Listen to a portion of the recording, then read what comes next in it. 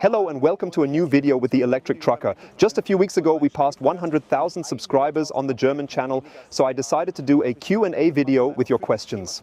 I'm in Bolzano with the DAF XF Electric, loaded with 15 Alpitronic 400 kilowatt fast chargers. I'm bringing them over to Germany, which makes for a perfect opportunity to bring you along and answer some questions.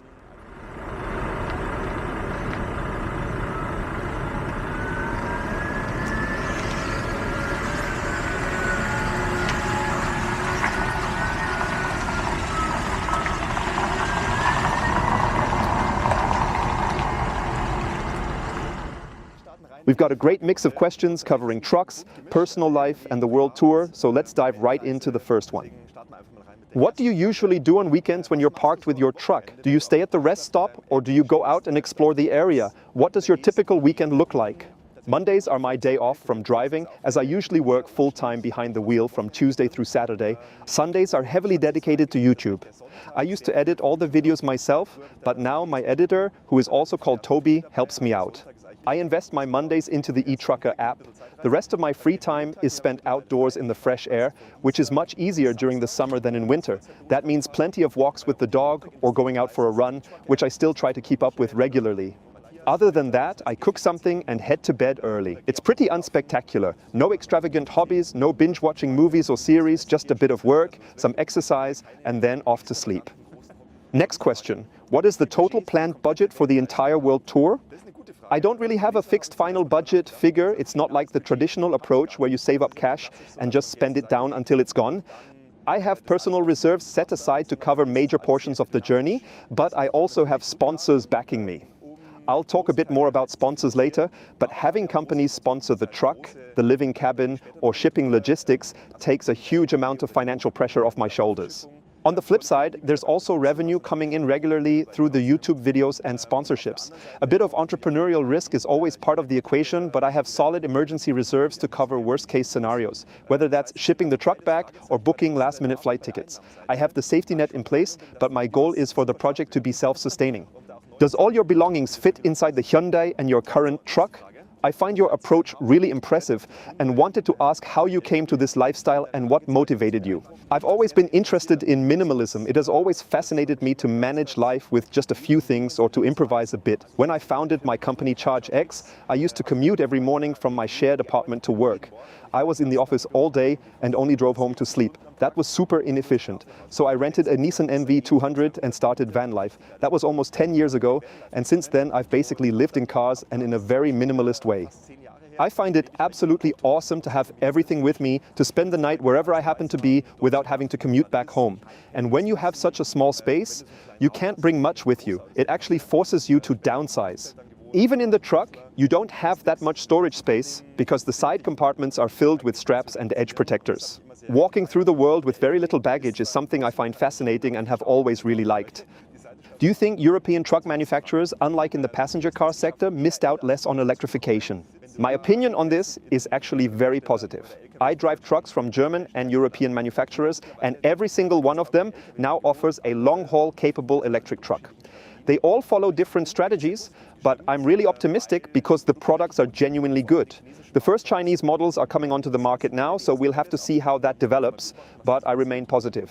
European electric trucks are efficient, they have fantastic range, they charge quickly, and they meet all the criteria a heavy-duty truck needs to fulfill. Of course, it's interesting to watch what companies like Windrose, Sany or Super Panther are doing. But they face a major drawback when it comes to service networks. I've noticed that service coverage is even more critical for commercial trucks than for private cars. If something goes wrong with a truck, it needs to get back on the road immediately. You need rental replacement concepts or rapid repair service. That's still an advantage for European brands. MAN, Mercedes and others have service locations everywhere. Chinese manufacturers have a strategic edge around the battery supply chain. Whether that turns into a major competitive disadvantage for Europe remains to be seen. It sounds concerning at first, but with a solid multi-supplier procurement strategy, European OEMs can secure good purchasing prices and continue building and selling competitive electric trucks. So, overall, I'm optimistic. What happens after the world tour?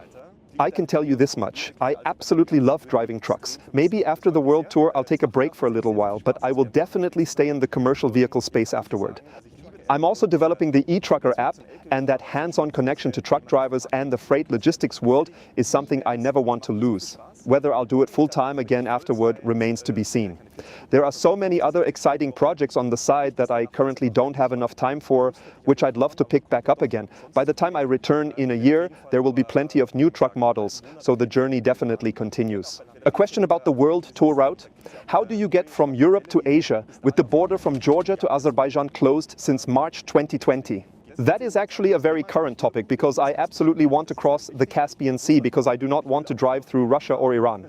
Kostya from Abenteuer Touren, who organizes overland expeditions with RVs and expedition vehicles worldwide, recently managed to get a tour group through. Because of that, I'm optimistic that we can pull it off too. I will be arriving there mid-October, so I remain optimistic.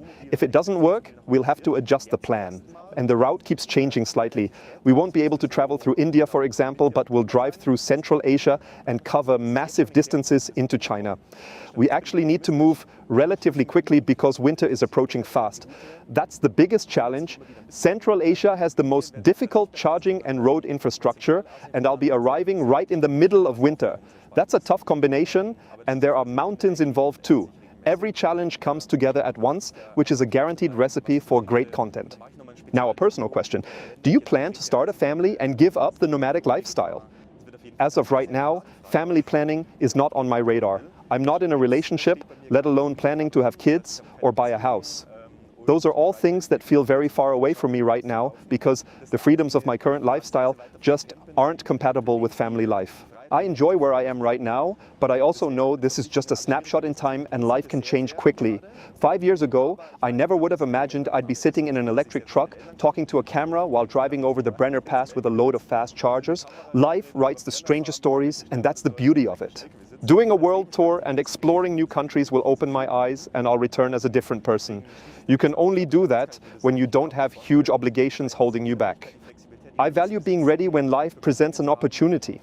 I don't really believe in pure luck, but that you have to be prepared and ready for a chance when it comes along. If you don't recognize opportunities or don't look for them, you'll naturally have less luck. This lifestyle isn't forever, but right now it feels right. You have to do things while you still can. So, next question about Krumelix. You mentioned in a video that you got Krumelix from a rescue shelter. What was it about Krumelix that fascinated you back then and made you choose him? It was over 6 years since I got Krumelix. At the time, he was estimated to be around 6 or 7 years old. He came from an animal rescue in Romania and used to be a street dog. He had a few scars and is missing a few teeth, so you never really know what happened to him. He was extremely jumpy back then, but that reserved defensive demeanor made him super endearing to me. Plus, he's just a funny-looking little guy, a total crowd pleaser that looks like a little wild boar. As soon as I met him, I knew right away I wanted him. I learned how he handles dangerous situations, when he barks and when he stays quiet. He's very clever, and we just fit together well. I knew he could accompany me everywhere, which I think is the best possible life for a dog, being right by your owner's side, whether at work or in your free time. Living in a van and opening the door straight into nature was perfect for a dog too. He's getting a bit older now, so he spends a lot of time lounging around and sleeping. I think he just enjoys being near me while we explore the world together. I'd love to know everything about your background before you became a long-haul trucker. After completing high school, I started a dual study program with a major German bank. Back then, getting into the banking world was my dream, but after 3.5 years, I realized it didn't make me happy. It felt like a very elite world where I didn't belong. I sat down and asked myself what I actually wanted to do. I found my dream master's program, Automotive and Mobility Management, which focused specifically on the future of transportation. That was the turning point where electric mobility became my passion. I wrote my master's thesis on it, scraped together my last remaining savings, and imported a used Renault Zoe from France because I couldn't afford one locally. To pay the bills while studying, I worked as a chauffeur and later joined Tesla, selling the Model S at their Munich showroom. After finishing my studies, I co-founded ChargeX. I learned an incredible amount about managing employees, product development, technology, and everything else an entrepreneur needs to know. At ChargeX, we created a modular charging system, a single master unit that intelligently routes power sequentially to multiple lower-cost connection points across parking spots. Whether you charge all cars simultaneously at reduced power or sequentially at full power over a shorter window, the energy throughput is identical. We launched the first plug-and-play modular charging strip for electric cars that didn't require an electrician to expand. It's still a fantastic product that is still sold today. Electric logistics was just emerging with the first long-haul electric trucks, and driving trucks had been a lifelong dream of mine. I decided to step out of my comfort zone again and got my truck license. It was a big risk, but it paid off completely. When you step out of your comfort zone to pursue something you're passionate about, even better things follow. Have you ever been insulted by a typical Dieseldieter, someone who sees no future in electric mobility? I think we need a quick reality check here, because this question usually stems from the kind of social media comments you see online from die-hard diesel enthusiasts. That online noise doesn't reflect real life. In the real world, people don't act like that. I have never been aggressively confronted or approached in a weird way. People are much bolder behind a keyboard, and honestly, a lot of those online comments aren't even from humans. People who have zero interest in electric trucks simply don't bother starting a conversation with me in the first place. The people who do approach me are open-minded, and you can have a completely normal, respectful conversation with them. What does a typical 24-hour day look like for you? Besides making phone calls, driving, loading and unloading, getting 10,000 steps, taking cold showers, making wraps for lunch, and hand-washing 4 t-shirts? Honestly, that summary pretty much nails my daily routine. I used to schedule online meetings and take phone calls while driving. I've scaled that back significantly because driving a truck full-time is genuinely exhausting, and I have to be very disciplined about getting enough sleep. Truck drivers generally don't get much rest. You have a mandatory 9-hour daily rest period, but by the time you eat, take the dog out and grab a shower, you're left with 7 hours at best, meaning maybe 6 hours of actual sleep. There's simply no room for anything else. Because of that, I push everything that isn't urgent to the weekends. At the same time, driving a truck can be a form of meditation. Having such a rigid, consistent daily structure is actually very grounding.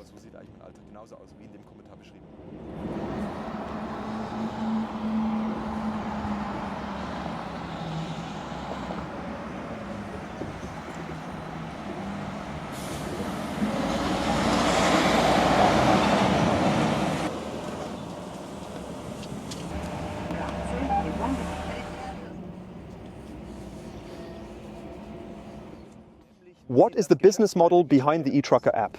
The eTrucker app is our flagship product. Anyone can download the app completely free of charge. It allows any truck driver in Europe to easily locate charging parks along their route with over 2,500 listed charging hubs. The app is free and will always remain free. However, we obviously need to generate revenue because development costs money. Our business model works like this. Basic route navigation from A to B is free, but optimizing that route to make it as cost-effective as possible and save actual money takes a lot of engineering. That's where we charge a small service fee. You can think of it like building a comparison platform for freight logistics. Companies can audit their routes and charging contracts to check for better conditions, lower rates, or newly opened charging hubs where taking a slight detour yields significantly cheaper energy. So much is changing in EV infrastructure that companies need to review their charging setups annually, if not monthly. We offer a digital dashboard where dispatchers can plan routes, compare charging network operators, and customize the eTrucker app for their specific fleet. If a logistics company negotiates a great charging deal with a provider, but the driver on the road has no idea about it, it's useless. In the future, every freight company will have its own customized version of the eTrucker app displaying only the specific charging parks that offer the best negotiated rates for their fleet. We also offer comprehensive cost reporting. Keeping track of expenses is tough when you're managing multiple charging cards, bilateral contracts, depot charging, and variable tariffs. Consolidating all that into a single cost overview is part of our paid service. Importantly, we do not charge any markup per kilowatt hour. We refuse to follow that model and artificially inflate energy prices. We simply charge a fixed monthly software fee. Logistics operators negotiate their bilateral contracts directly with the charge point operators to get the absolute lowest rate, and they simply pay us a small software fee. That's the business model we're building. We already have our first enterprise customers using it, and I'll give you a full update on what that looks like for freight companies soon. Now I also have some more critical questions from the Explorer magazine. The world tour was framed as a private adventure, a personal journey of self-discovery, but given the base costs of the truck and living cabin alone, one can only conclude that this journey also serves as a marketing campaign for the participating manufacturers. How is this project financed? From the very beginning, it was clear that I could never finance a world tour entirely by myself. And you can't just take a standard truck built for the European market, drive it into the Kazakh steppe, and call roadside service when something breaks down. You have to design and execute a project like this together with the manufacturer. I've been transparent about this in all my videos. Having companies on board was essential. Could we have built a budget camper that fits inside a shipping container? Sure. But why not showcase the best the market has to offer? As much as the world tour is a personal challenge and journey for me, the goal is to build awareness and excitement for electrifying logistics. Both the eActros 600 and the custom living cabin are provided specifically for this journey as long-term loans. Nothing was gifted to me. Regarding content control, there is none. While I hold influencer and sponsorship agreements with these companies, there is no editorial oversight over what I publish. I have full creative freedom to report openly and honestly. In extreme situations, like a total vehicle breakdown, the agreement simply states that I consult with the manufacturer's team to identify the actual technical cause rather than wildly speculating on camera. Beyond that, it's a very open relationship. Just because I'm driving a Daimler for this project doesn't mean I won't continue to provide critical and honest coverage. Daimler understands that I represent the broader driver and logistics community and that this channel won't just turn into a non-stop advertisement for the eActros. Regarding the financial structure, normally you would raise a huge cash pool first and use that fund to purchase the truck, cabin and gear. I simply didn't have the time for that traditional approach. This entire project was put together in just 4 months. I focused on securing essential core partners. I needed a vehicle manufacturer, a cabin builder, charging infrastructure providers, and shipping logistics partners. That direct partnership model made it possible to turn a project of this scale into reality on such a tight timeline. What idea is this journey meant to convey? Since you have installed custom charging equipment that allows the truck to charge from virtually any power source, existing local charging infrastructure no longer plays a role, removing a crucial link to real-world conditions. Why were the 80 charging stops defined this way? I want to emphasize that this is not a mission to convert anyone or educate the overlanding scene. My goal is to inspire freight forwarders and truck manufacturers to push electrification at full speed because the CO2 reduction potential in commercial trucking is massive. Around 200 expedition vehicles are sold per year, and they don't cover high annual mileage because overlanders are never in a rush. Commercial logistics fleets, however, run huge distances daily. I want to inspire logistics operators and demonstrate that if I can drive around the world in a near-production electric heavy-duty truck, they can decarbonize their regional and long-haul operations too. The fact that this project intersects with the overlanding community is a great bonus that generates exciting content, but the underlying mission remains centered on commercial transport. Carrying our own mobile DC charging unit is simply a workaround because the Mercedes eActros 600 does not have an onboard AC charger. Retrofitting an external conversion solution was necessary to interface with standard grid connections. Whether the truck connects to the grid via a standard station or through our mobile setup connected to an industrial 3-phase socket makes no practical difference. The electricity still comes from the local grid. In Europe and China, public DC infrastructure is solid. In other regions, grid access requires more adaptation. Highlighting those regional infrastructural differences is a key objective of this journey. As for defining the 80 planned charging stops, I am establishing clear rules to categorize them. Any voluntary plug-in where I charge and depart on my own terms counts as a standard valid charging stop, regardless of energy volume or power source. If an external issue like a station fault or site restriction interrupts charging and the charge increment was less than 30%, it does not count as a stop provided I charge nearby shortly after. Additionally, multiple small charges completed within a 10-kilometer radius count as a single consolidated stop, while any session where the vehicle charges above 80% before an interruption is classified as a full, valid charging stop regardless of circumstances. Which world record is being aimed for? How exactly is it defined? How will compliance be monitored and verified? First and foremost, this journey is a personal experience. A full circumnavigation of the globe in an electric heavy-duty truck. Since no one has ever done this before, it constitutes a world record in its own right. How it gets officially certified is something that would typically need to be coordinated with Guinness World Records. I've already reached out to them and discussed it with Daimler, who have set Guinness records in the past. However, working directly with Guinness is extremely expensive and requires lengthy lead times, so we'll see whether we go that official route or not. But I am documenting everything in meticulous detail, tracking our exact route via GPS coordinates, recording every charging stop, logging the battery state of charge, and measuring the exact energy delivered through our Alpitronic charging system's integrated meters. Everything will be thoroughly logged to meet all logical record criteria. One thing I've learned about record attempts, a record must be structured around a repeatable, measurable benchmark that others can attempt to break. While many focus on speed, my benchmark is efficiency. Completing the journey using the fewest possible charging stops and achieving the longest possible driving range between individual charges. And that wraps up this Q&A. Answering your questions while driving the truck was a fun format, and I hope you enjoyed the insights. Have a wonderful rest of your day.